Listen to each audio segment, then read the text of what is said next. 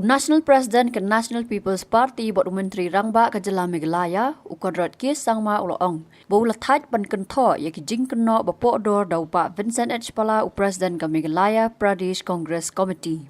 Ya ke ni Menteri Rangba ulo jubam ya ke Jingpan Jingkynnoh ke liang kilat patai kubor haka khat kandai terigunai lar arja arpusau halor ke Jingkynnoh ubak pala baka NPP ke Thait ya ke MLA da ke pisa bakamai bamhok. Menteri Rangba uloong bakamlong ke bayahab ban Kynthoh kulmar ya ke ki bam sngo yahab. Kumban syukrau baka Jingkynnoh nak kaliang bak pala kalami hapadang ki kubor balai ngot ki MLA ke Congress ki donjing temu petno syaka NPP haka tayo baladap bat ka balaja longpan haka janmit jangko khat khandai taregun nailar araja arpusau.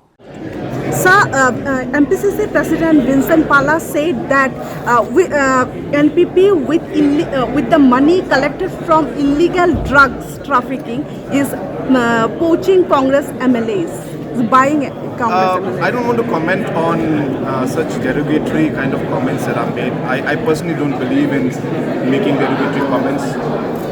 For whatever reason he's making those comments, that's fine. But this particular decision and this particular understanding has been reached purely on the basis of developmental aspects for the constituency. And that is what has driven this particular decision. And that's the reason why it took such a long time to come together, to discuss so many issues about the constituency, to work out a framework in which we'll be able to give different developmental projects. So whatever the MPCC president of the MPCC president is saying are his personal opinions. I have no comments about it, which are in fact completely untrue. And whatever decision we have arrived at has been purely driven by developmental aspect and developmental packages for the constituency of the respective MPs.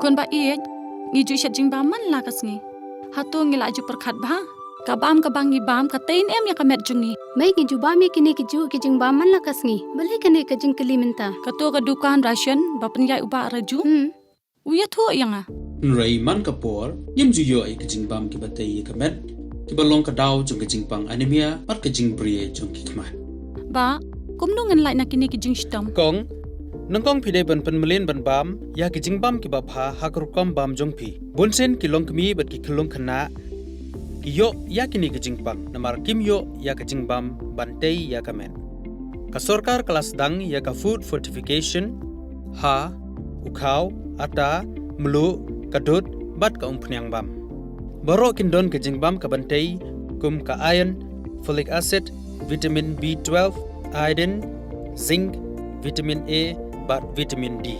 Yakini baro kila banyo na kijingbam badi haki dukan ration.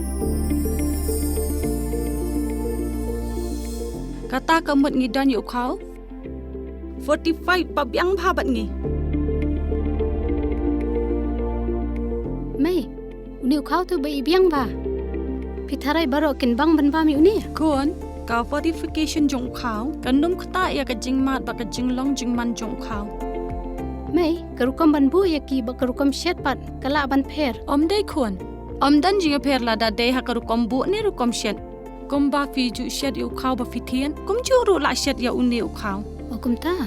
Te kon ka jingbang ba ai ka kwat ka khya bat ka ba ai bor ya ka met ka phat bat ka bor per khat jungi hato dang dan ki jingbang ba kham bha ban ya uni. Hoit mai, fikran ya ka ba dei sisha. Lawan Ra Shafi Lingba ko Office Jong Commissionerate of Food Safety Meghalaya